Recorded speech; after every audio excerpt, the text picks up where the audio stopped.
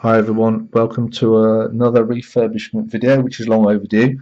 The build I'm looking at today is Dell Optiplex 9020 mini tower PC. Starting with the case, pretty standard size for a mid tower.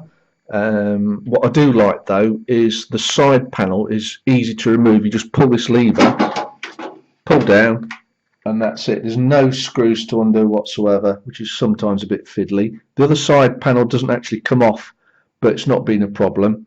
It's plenty of room inside for a bit of cable management.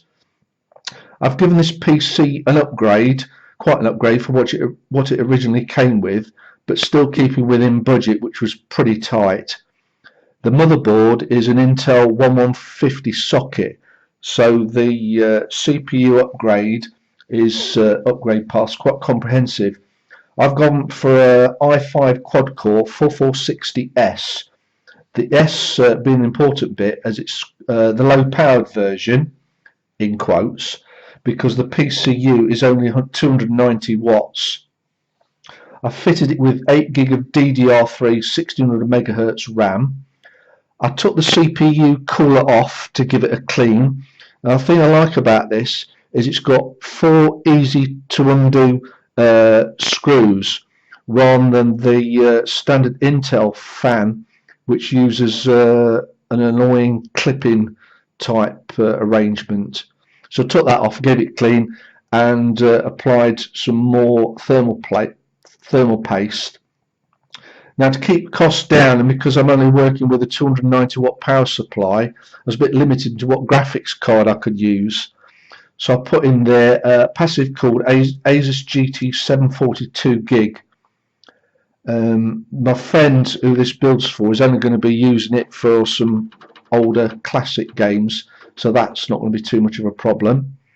The drives in there are a 60 gig SSD for Windows 10 64-bit Pro and a 1 terabyte mechanical drive for programs and storage. What I had to do was get some special brackets, which you can see in blue there. Not too much of an issue because I just got them off eBay. In fact, all these parts are sourced from eBay. Now, this build's ideal for any sort of first-person shooter classic games like the Crysis series, the Quake series, or Painkiller or Far Cry. It'll even play Doom from 2016, but at low quality, and you're probably looking at 30 frames per second if such things interest you. Looking at the rest of the case, just move around to the front. You've got 4 USB 2 ports. Now, this machine hasn't got USB 3, but that's not an issue at all, really. You've got a microphone socket and a headphone socket and a DVD optical writer drive. Moving around the back, you've got some more USB ports.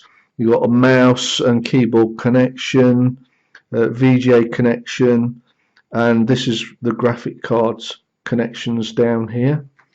So overall, this is quite a nice build if you want to play some older classic games or do general office work at a budget.